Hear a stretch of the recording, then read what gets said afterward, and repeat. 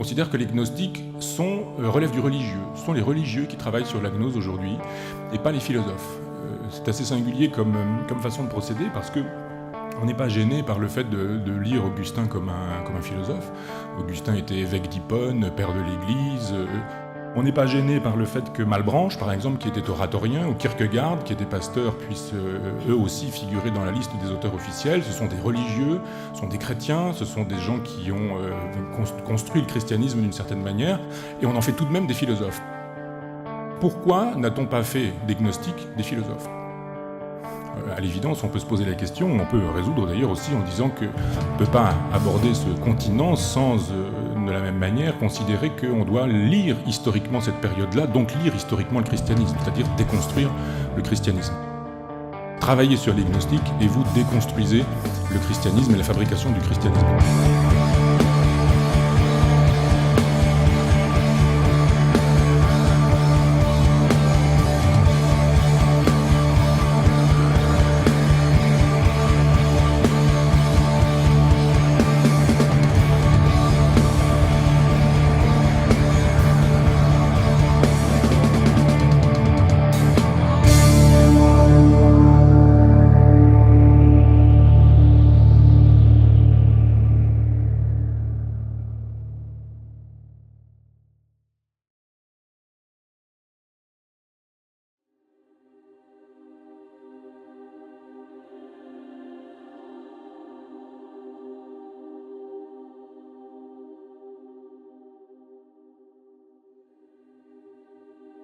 La grande tradition des philosophes grecs de l'Antiquité considère le monde comme divin et incréé.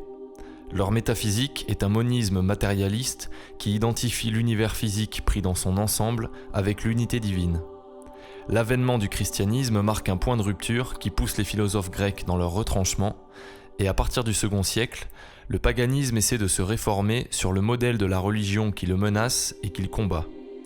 Les polémistes païens ont essayé aussi de parer littérairement certaines figures du paganisme, Pythagore, Socrate, Apollonius de Tyane, Apulée, d'un rayonnement assez vif pour qu'en fût obscurci l'auréole du Galiléen.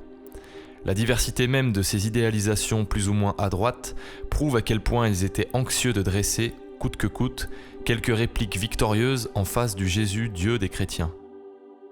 Mais c'est chez les disciples de l'école platonicienne que la gnose va se cristalliser sous une forme philosophique.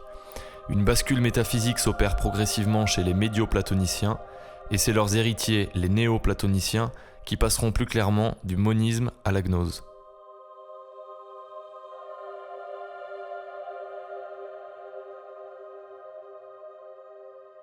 Platon laisse derrière lui une doctrine incomplète qui ne précise pas les rapports entre le Dieu tel que présenté dans la République, c'est-à-dire le principe premier d'où procède l'essence, et le Dieu du Timée, fabricateur du monde. Le problème restait donc ouvert et ses héritiers tenteront d'en donner plusieurs interprétations. Il va de soi pour la majorité des médio-platoniciens que Dieu est en même temps roi et créateur. Albinus semble par exemple associer au principe supérieur le rôle du démiurge. De même, Atticus identifie le démiurge à l'idée du bien.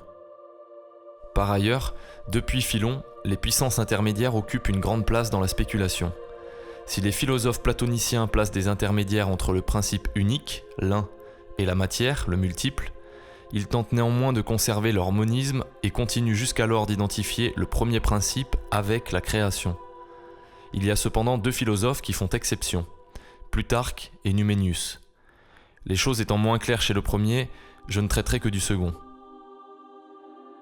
Numénius est originaire d'Apamée en Syrie, une ville qui compte dès le second siècle des communautés judéo-chrétiennes gnostiques, les Elkazaïtes, dont fera partie le père de Mani.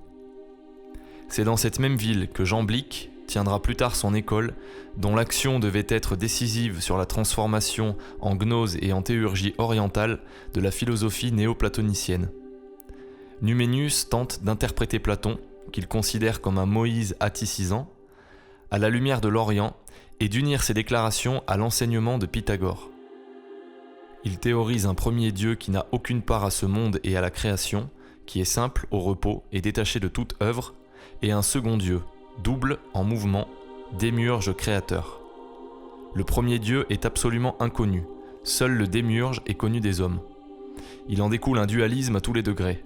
Le monde contient deux âmes, l'une bonne, l'autre mauvaise. L'homme contient également deux âmes contradictoires. Numenius a une vision plutôt pessimiste du corps et postule que nous pouvons, en certains cas, nous dégager de ce dualisme par un violent mouvement de scission qui nous sépare de la prison du corps et du plaisir et qui est délivrance de toute nécessité.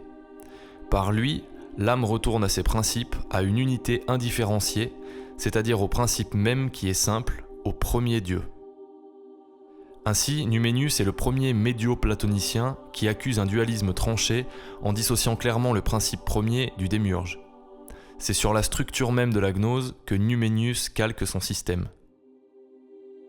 Mais c'est les néo-platoniciens qui, un siècle plus tard, et malgré leurs efforts pour rejeter les doctrines dualistes étrangères à la tradition hellénique, vont passer véritablement d'une métaphysique moniste à une métaphysique gnostique.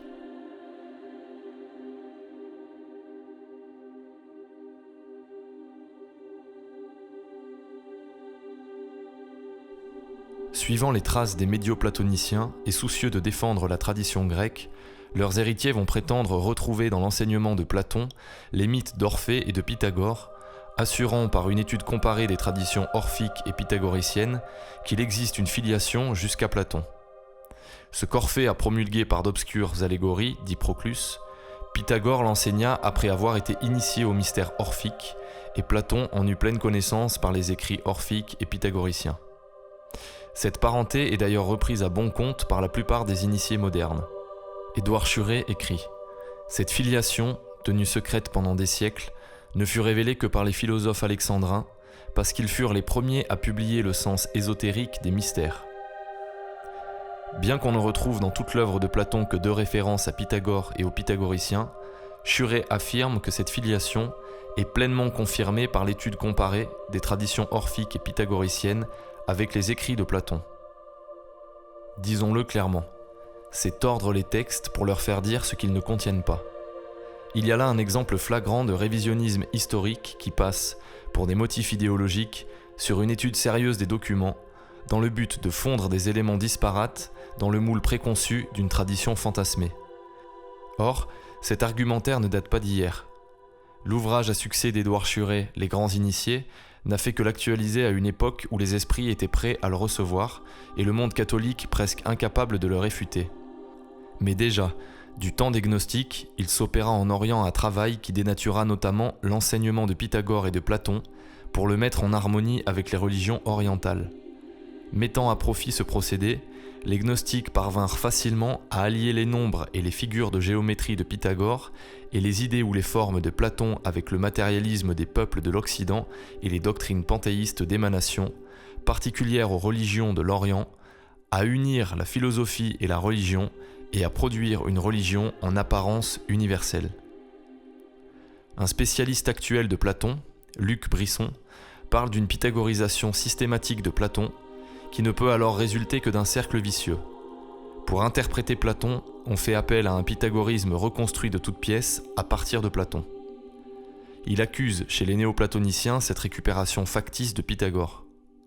La plus grande retenue s'impose si l'on veut éviter de se laisser aller à des excès dans lesquels sont tombés bon nombre d'interprètes anciens pour des raisons polémiques, Aristote, Aristoxène par exemple, ou idéologiques, Jamblique et les néoplatoniciens postérieurs, et dont les modernes reprennent sans esprit critique les affirmations. Il y a bien, entre l'enseignement de Platon au 5e siècle avant Jésus-Christ et sa réinterprétation 7 siècles plus tard par les néoplatoniciens, des modifications conséquentes qui tiennent à des causes idéologiques. L'enjeu n'est rien d'autre que de trouver dans les doctrines hellénistiques de l'Antiquité une matière exploitable pour construire un système philosophique capable de concurrencer les religions, le christianisme en tête. C'était le but avoué des Alexandrins de montrer dans les plus anciens systèmes les germes de leur propre philosophie et de la présenter comme une doctrine révélée par les dieux aux sages des anciens temps et transmise sans altération jusqu'à eux sous les formes les plus diverses. L'école d'Alexandrie, venue la dernière, embrasse toutes les méthodes à la fois. Sa tâche principale est de faire ressortir l'identité des doctrines au milieu de cette diversité apparente et de les enseigner au monde avec la triple autorité de la religion, de l'histoire et de la raison. Plotin, disciple d'Ammonius, est le principal représentant de ce courant néoplatonicien du IIIe siècle. Il connaît Philon par l'intermédiaire de Numenius et très certainement par des lectures directes. C'est par cet intermédiaire que les croyances judéo-orientales ont donc exercé sur cette philosophie une influence qu'il faut qualifier de prépondérante. Plotin s'inscrit dans la pure tradition du monisme hellénistique. Il essaie d'expliquer, à partir de l'un, la multiplicité des êtres. Si l'un, ou l'absolu, est l'unité indivisible de la substance qui compose l'univers, comment expliquer ce que nous constatons par l'expérience, à savoir une multiplicité d'êtres distincts et singuliers ? C'est, conclut-il, que l'expérience nous trompe. Elle ne peut être qu'une illusion, qu'un reflet, qu'une apparence. Reste à expliquer cette illusion. Il est obligé pour cela de recourir à une théorie de la chute à partir de l'un, de l'absolu, et même plus, à l'intérieur de l'un.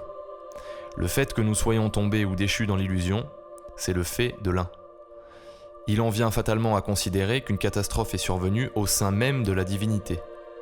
Il décrit dans les Énéades cette chute originelle de l'âme universelle dans la matière et dans le mal. L'un, substance universelle, divine et unique, tombe dans la matière ou la matérialité, qui est le principe du multiple. Et c'est ainsi que se sont constituées, au moins en apparence, les âmes particulières, singulières, individuelles. C'est-à-dire que le monisme se transforme en gnose et en théosophie. Le cas de Plotin est intéressant. De nombreux chercheurs voient chez lui des liens étroits avec la doctrine des gnostiques, pourtant il est certain qu'il les a combattus. Dès son arrivée à Rome en 244, il se trouve confronté, dans l'école qu'il fonde, à des gnostiques chrétiens, probablement des Sétiens, qui tentent de récupérer la figure de Platon. Il les tient pour des sectaires chrétiens nourris dans la vieille philosophie, c'est-à-dire pour des renégats du platonisme. Soucieux de sauvegarder la tradition hellénique, Plotin va s'opposer à eux de plus en plus fermement. Sans doute que ce gnosticisme lui est apparu comme une caricature de certains aspects de sa pensée. Cette difficulté à laquelle fut confronté Plotin est exposée de façon lumineuse par Monseigneur Frépel. Plotin se trouvait à son insu dans une étroite communauté d'idées et de sentiments avec ses adversaires. Et si l'un de ces derniers avait voulu riposter, il aurait pu lui tenir ce discours. Vous attaquez vivement ce qu'on nomme parmi nous la gnose. Vous traitez d'insoutenable cette prétention de s'unir à l'absolu par la connaissance parfaite. Mais cette prétention, qui vous paraît entachée d'orgueil, n'est-elle pas un peu la vôtre ? Et votre fameux procédé de l'extase, ne serait-ce point par hasard, sous un autre nom, ce que nous appelons la gnose ? Que voulez-vous dire par ce mode d'unification dont vous refusez le secret aux âmes vulgaires pour le réserver aux âmes philosophiques ? Quand vous enseignez que le philosophe peut atteindre à un état où l'âme dépouille ce qu'elle a d'individuel pour se confondre avec l'âme universelle, où l'esprit devenu un, simple, parfait, s'identifie avec la perfection même et s'élève à la connaissance absolue de cette identité complète du sujet et de l'objet, où la personnalité expire dans l'absorption du fini par l'infini, vous ne faites que donner la définition de la gnose en remplaçant ce terme par un autre, celui d'extase. Au fond, nous sommes pleinement d'accord, et toutes les objections que vous dirigez contre nous retombent sur vous-même. Votre gnose ne diffère de la nôtre que par le nom. Vous aspirez à la science absolue comme nous, et vous placez en elle la rédemption de l'âme. Voilà notre commun principe. Le reste n'est que du détail, donc cessez d'attaquer nos doctrines ou renoncez aux vôtres. En cherchant à traiter des problèmes que Platon, qui léguait un enseignement inachevé, n'avait fait que soulever, les néoplatoniciens ont exploité la tradition philosophique pour la développer dans un sens typiquement gnostique. C'est ce que Tertullien dénonce en pointant la réappropriation de Platon par les gnostiques. Je regrette sincèrement que Platon ait fourni l'aliment de toutes les hérésies. N'est-ce pas lui qui a dit dans le Phédon que les âmes voyagent tantôt ici, tantôt là ? Dans le Timée, il veut que les enfants de Dieu auxquels avait été confié le soin de créer les mortels aient pris un germe d'immortalité et moulé autour de cette âme un corps mortel. Il déclare ensuite que ce monde est l'image d'un autre monde. Pour accréditer l'opinion que l'âme avait autrefois vécu avec Dieu au ciel, dans le commerce des idées, qu'elle est partie de là pour descendre sur la terre, et qu'elle ne fait que s'y rappeler les exemplaires qu'elle a connus anciennement, il inventa ce principe nouveau, apprendre, c'est se souvenir. Pourtant, les philosophes grecs de l'Antiquité étaient attachés à la conception d'un univers gouverné selon le principe du bien. Il est donc parfaitement logique qu'on ne trouve aucune trace chez les néoplatoniciens de cet anticosmisme dont les gnostiques chrétiens étaient pétris.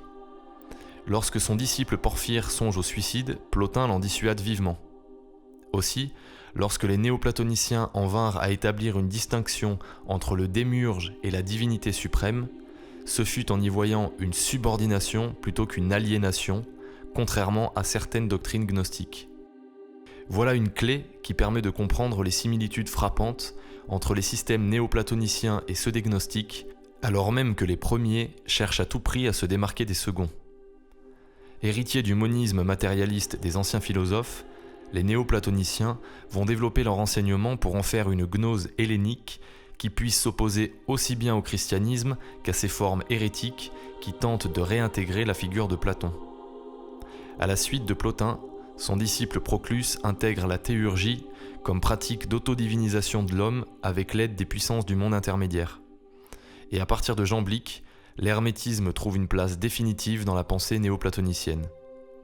On peut conclure avec Couliano qu'à partir de là, et à l'exception de l'anticosmisme, tous les traits distinctifs du gnosticisme se retrouvent aussi dans le néoplatonisme.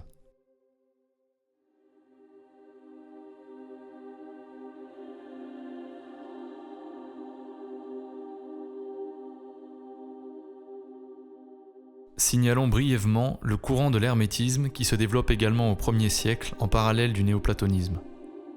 Le Poémandrès, probablement le plus ancien des hermétiques agnostiques, pourrait avoir été écrit dans la seconde moitié du 2e siècle. André-Jean Festugière distingue dans l'hermétisme deux grands ensembles. L'hermétisme populaire ou technique, qui est une doctrine ésotérique et naturaliste qui traite des correspondances entre les astres et la matière, et l'hermétisme savant ou philosophique, dont certains traités ont été retrouvés dans la bibliothèque de Nag Hammadi. Jean Dorès, témoin de la découverte de ces manuscrits, pose la question de fond. L'hermétisme ne paraît-il pas une version philosophique de la gnose, dépouillée seulement de la riche et originale trame des mythes bibliques ? On peut répondre par l'affirmation. Dans le Corpus Hermeticum, le monde est décrit dans une totalité sacralisée qui est la continuité de Dieu. L'homme, né par voie d'engendrement, est de nature divine. L'hermétisme philosophique est une gnose, émanationniste et panthéiste, dans laquelle Dieu se crée nécessairement lui-même en passant du néant à l'être. Le salut y est assuré par la connaissance du divin. Henri-Charles Puech en a retrouvé la trace chez Hermias d'Alexandrie, néoplatonicien du 5e siècle, dans laquelle Hermès y a été conçu en type ou en modèle du gnostique, du pneumatique. Il offre le premier et l'éminent exemple de l'être sauvé par la gnose. André-Jean Festugière conclut le 4e tome de sa révélation d'Hermès par une description de cette connaissance hermétique. Dans cette expérience, l'homme se dilate jusqu'à la totalité même de l'être divin. Il devient infini et dans le temps et dans l'espace. Il est présent en tous les êtres. C'est une extase. Souvent, il arrive que l'intellect s'envole hors de l'âme. À cette heure-là, l'âme ne voit ni n'entend. Elle est comme un animal sans raison. Que devons-nous penser de cette sorte d'extase ? S'agit-il vraiment, dans ce cas, d'une union intime et directe de l'esprit au principe fondamental de l'être ?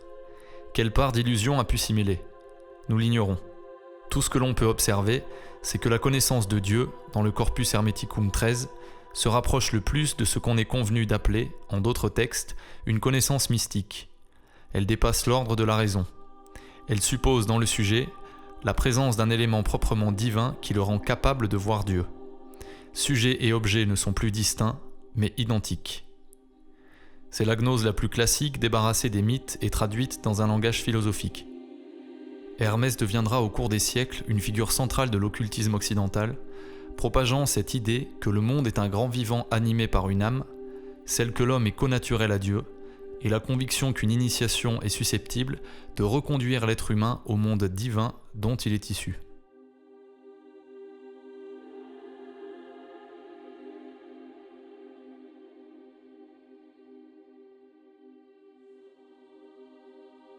Après son apparition dans les milieux judéo-chrétiens, la gnose connaît à partir du second siècle un développement considérable. Les philosophes païens, en réformant d'anciennes doctrines pour aboutir à un degré de sophistication supérieure, vont en intégrer les grands éléments pour tenter de la concurrencer sous ses formes religieuses. La plus grande élaboration sera celle de Plotin, et la pensée de l'école néoplatonicienne sera reprise beaucoup plus tard par les philosophes modernes. Il n'est pas, enfin, dans les temps modernes, toute une famille d'esprits, Spinoza, Leibniz, Novalis, Schelling, Hegel ou Bergson, où ne se puisse reconnaître une parenté avec tel aspect ou même avec la position générale de la pensée de Plotin. C'est ce que nous allons montrer. Mais précisons pour finir qu'au moment de sa diffusion, cette autorité de Platon s'exerce aussi chez les nouveaux convertis au christianisme. Dans le monde gréco-romain, Platon est la figure incontournable à laquelle se réfèrent des intellectuels chrétiens qui vont introduire dans le christianisme certains présupposés platoniciens et tenter de faire coïncider les deux métaphysiques sans voir que la contradiction est pourtant irréductible. Ils auront bien du mal, pour cette raison, à défendre leur position face aux tenants du paganisme. Origène, par exemple, disciple d'Ammonius comme Plotin, lorsqu'il s'oppose à Cels le païen, tente en vain de trouver des analogies entre la métaphysique de Platon et celle qui sous-tend toute la tradition biblique. Porphyre dit de lui qu'il vivait en chrétien et violait les lois, mais il avait les idées d'un grec sur le monde et le divin, et il substituait les doctrines des Grecs aux fables étrangères, c'est-à-dire le christianisme. Saint Augustin aussi sera fortement influencé par les néoplatoniciens, auxquels il témoignera le plus grand respect, avant de se rétracter sur la fin de sa vie, lorsqu'il en mesurera l'incompatibilité avec le christianisme. Cette imprégnation de Platon dans les esprits va ainsi favoriser la pénétration de certains thèmes de la gnose dans la pensée chrétienne des siècles postérieurs.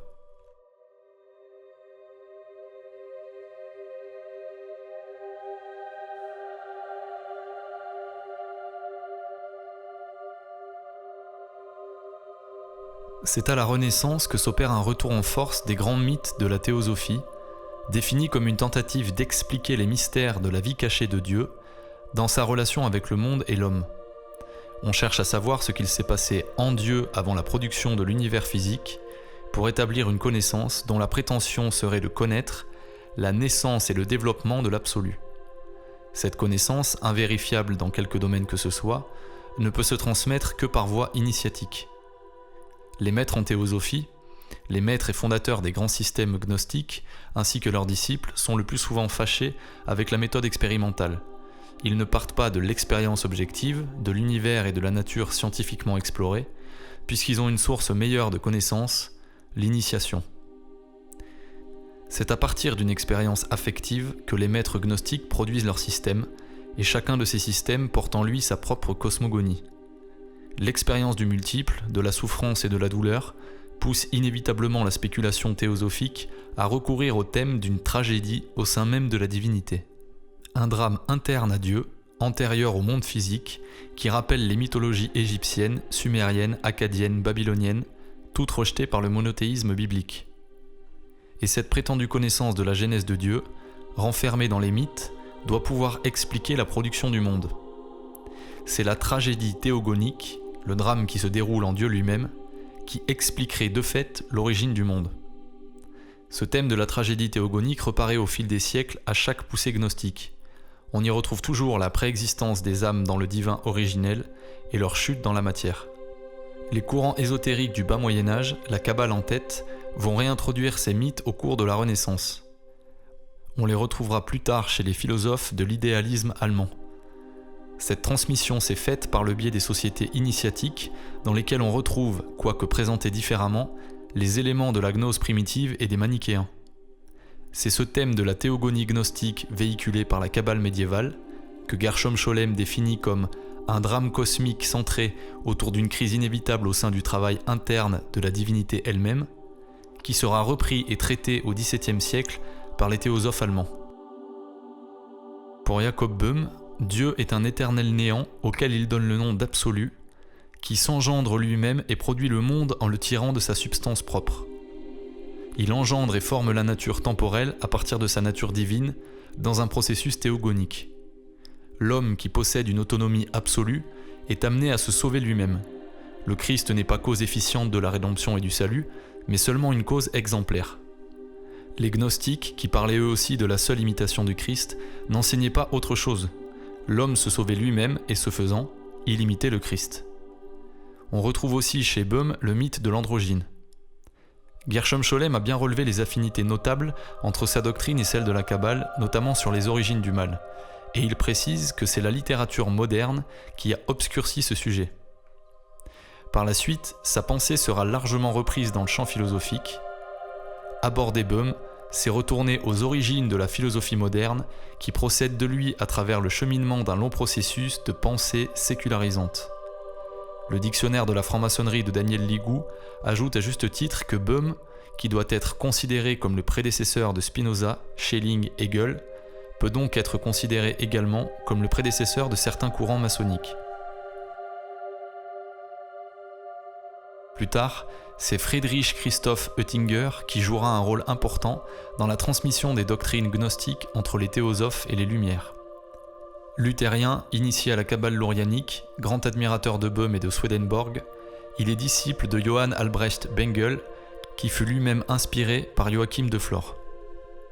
Sous l'influence de Bengel, Oettinger développa le projet d'un royaume millénariste caractérisé par l'égalité des hommes, l'abolition de la propriété privée, de la puissance de l'État et de la médiatisation par valeur d'échange.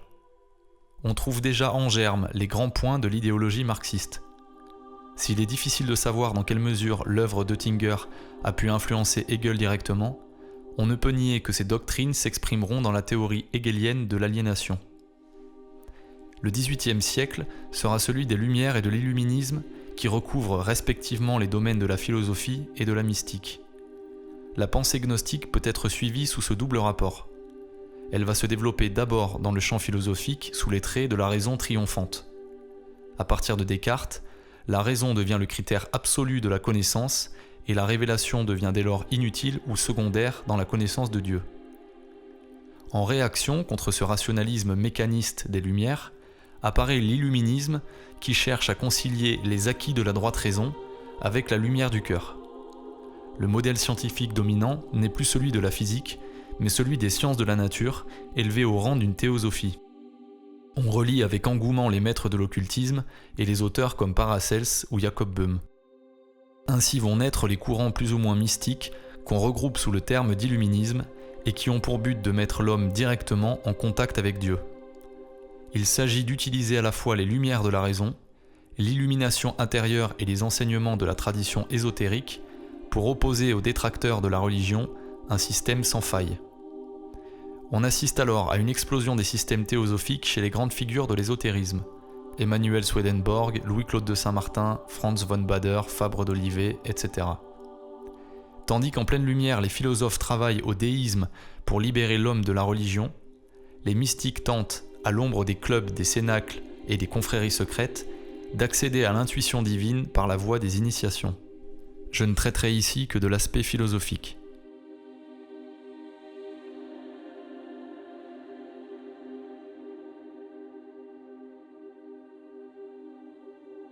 Au XVIIe siècle, les philosophes s'opposent à la métaphysique hébraïque et fondent leur système sur la base d'une métaphysique moniste. Qu'il s'agisse d'un monisme de type spirituel ou bien matérialiste, la distinction entre l'homme et Dieu, entre l'être créé et l'être incréé, s'efface peu à peu du champ philosophique. Descartes prend probablement connaissance des manifestes rosicruciens par l'intermédiaire de deux amis, Johann Faulhaber, mathématicien versé dans la Kabbale et l'alchimie, et Isaac Bickman, médecin, philosophe et mathématicien. À la suite de Descartes, la philosophie rationaliste se substitue à la scolastique, et ce rejet de la métaphysique aristotélicienne entraîne le retour au mythe du chaos originel. Ses successeurs laisseront peu à peu tomber les formules de prudence utilisées par Descartes et pousseront l'enseignement du maître jusqu'à ses ultimes conclusions. Dans ce matérialisme mécaniste, l'univers émerge d'un chaos originel et incréé, guidé par quelques lois naturelles en tout petit nombre, dont on n'explique pas l'origine, qui lui donnent sa forme et son contenu au fur et à mesure que le temps passe. Par son introduction du doute méthodique et son cogito, Descartes introduit le principe d'immanence comme le premier principe de sa philosophie, dans laquelle le Dieu métaphysique n'est que le monde infinisé et le Dieu moral est l'homme infinisé. Spinoza, représentant du rationalisme et héritier critique de Descartes, développe au XVIIe une philosophie explicitement panthéiste. Radicalement opposé à l'idée de création, il affirme qu'à part Dieu, Aucune substance ne peut être donnée ni conçue. En conséquence, dans la nature des choses, il n'y a qu'une seule substance, et celle-ci est absolument infinie. Substituant à la théorie hébraïque de la création l'idée d'une production nécessaire du monde, Spinoza s'inscrit dans la tradition de la métaphysique moniste. Des points de ressemblance avec la Kabbale ont été soulevés de son vivant et réaffirmés par la suite sans qu'on ne puisse jamais prouver l'influence directe. Élie Ben Amozeg, le célèbre rabbin de Livourne, y consacre par exemple un ouvrage. Spinoza se heurte aux mêmes problématiques que ses prédécesseurs dans le cadre de sa métaphysique. Comment rendre compte du multiple au sein de l'un ? Si la substance est unique, la multiplicité des êtres ne peut être qu'une apparence, une illusion, causée par la méconnaissance ou l'ignorance de l'un. Les mêmes causes engendrent les mêmes conséquences.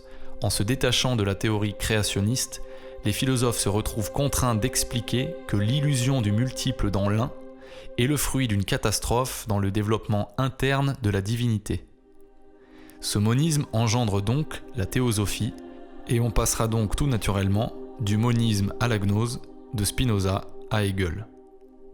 Ajoutons pour clore le siècle des rationalistes que Leibniz, même s'il réfute Spinoza, reprend les grands principes du monisme. George Friedman rappelle que Leibniz, qui fut tant de choses, fut toujours aussi un occultiste dont la pensée est curieuse et imprégnée de doctrines alchimistes. On veut souvent oublier que, sitôt sorti de l'université d'Aldorf, il s'affilia au Rose-Croix de Nuremberg et en devint le secrétaire. Signalons également qu'au XVIe siècle, Isaac Luria enseigne une nouvelle Kabbale dont l'importance sera déterminante dans la construction moderne des traditions ésotériques et philosophiques de l'Occident.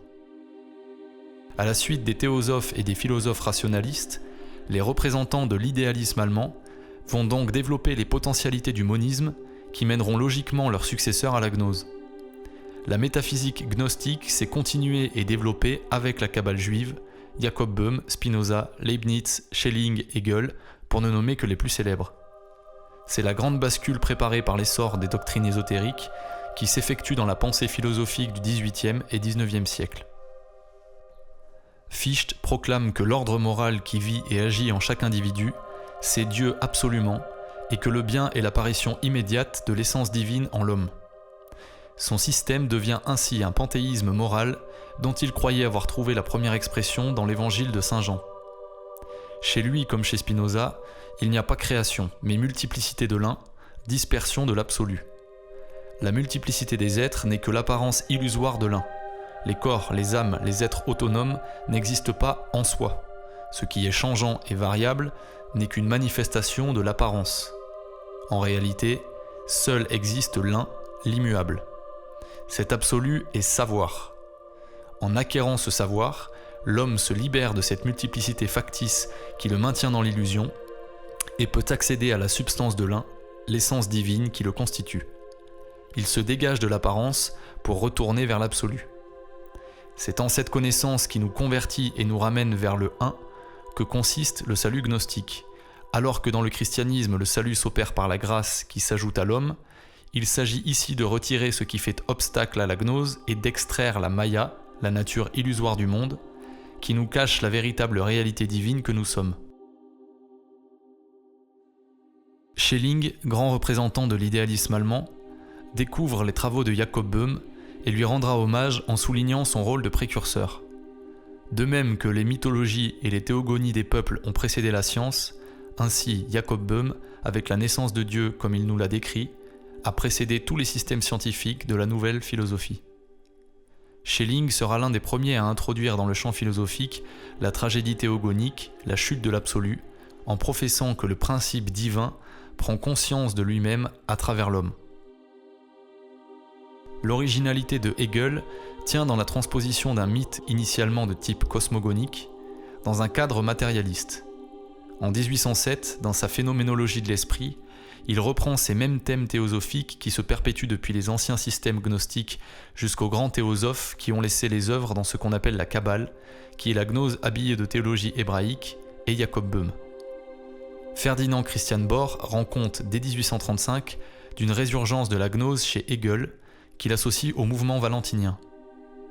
Plus tard, Topic reconnaît lui aussi dans ce mythe hegelien de l'aliénation de l'idée par rapport à elle-même une transposition du mythe gnostique de la chute.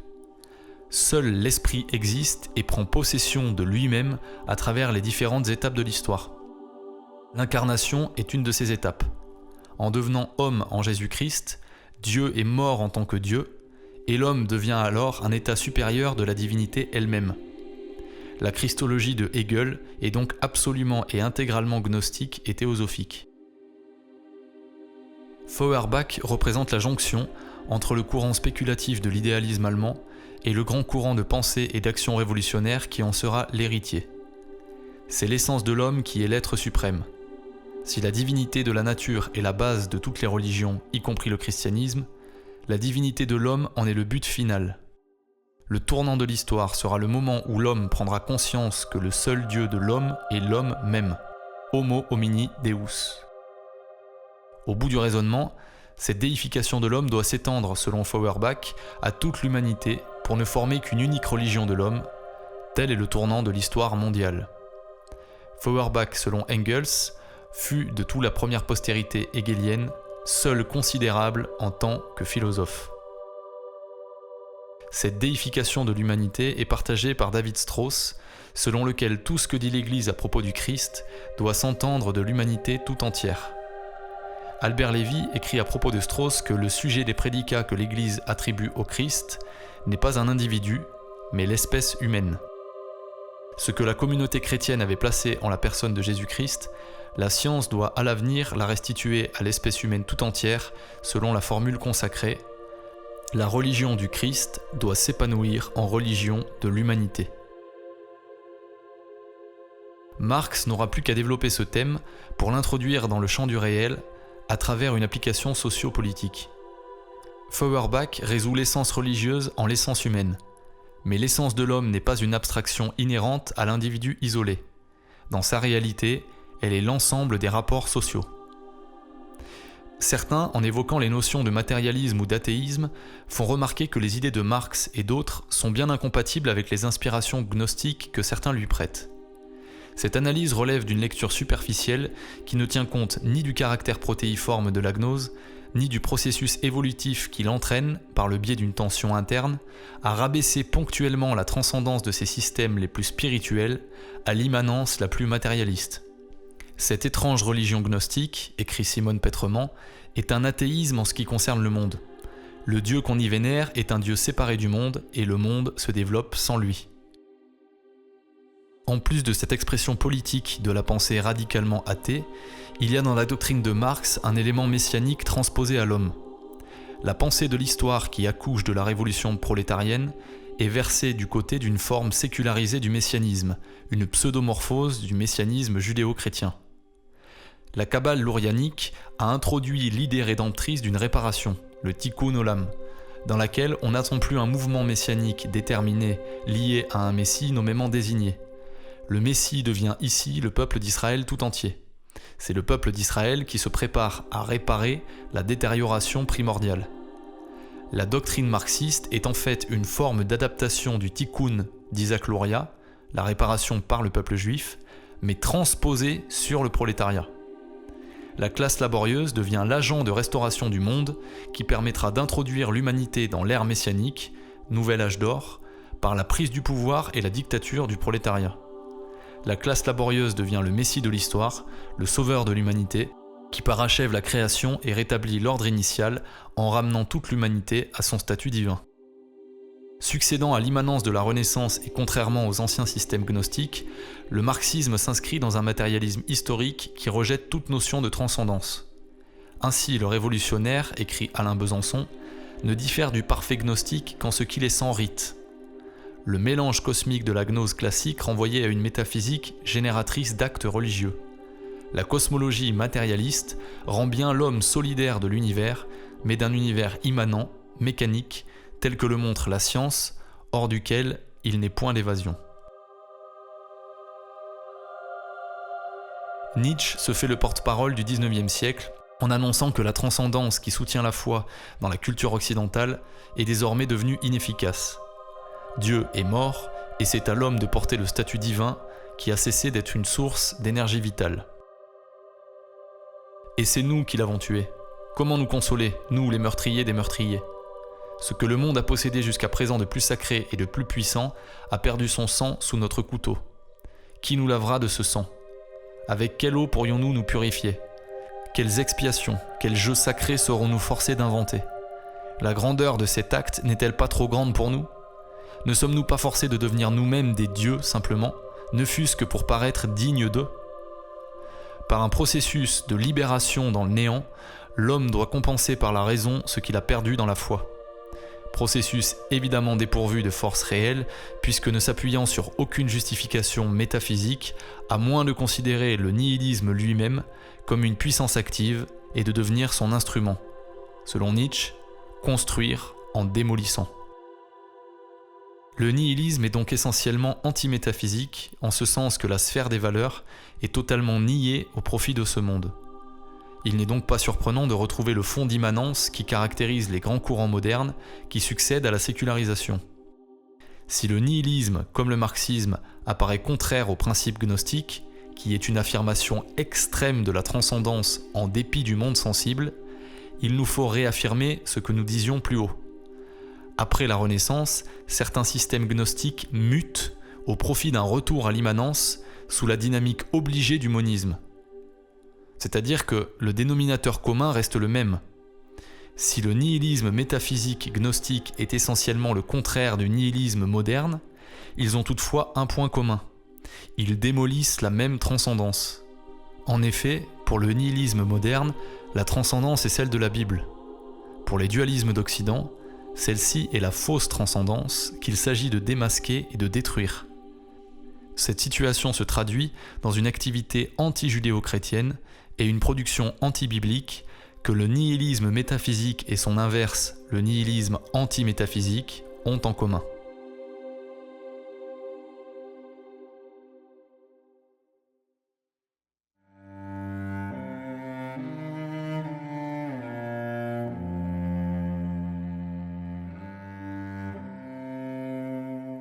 La particularité remarquable des penseurs modernes fut de transposer en concepts philosophiques les vieilles notions ésotériques qui végétaient, comme en demi-sommeil, dans les marges de la pensée chrétienne.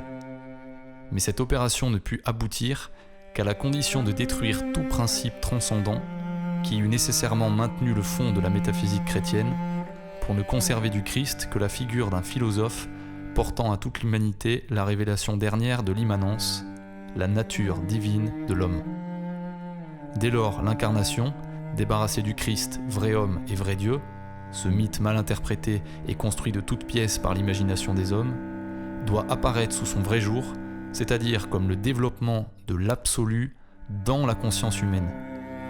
C'est à travers l'homme que Dieu prend conscience de lui-même. Toute la pensée de l'idéalisme allemand est axée autour de ce problème de l'aliénation du principe unique. On passe du monisme de la substance aux spéculations théosophiques, du principe unique à la tragédie au sein de Dieu. On passe donc bien de Plotin et de Spinoza à Fichte, Schelling et Hegel, et donc à la place de la métaphysique hébraïque de la création, on a une métaphysique gnostique de la chute.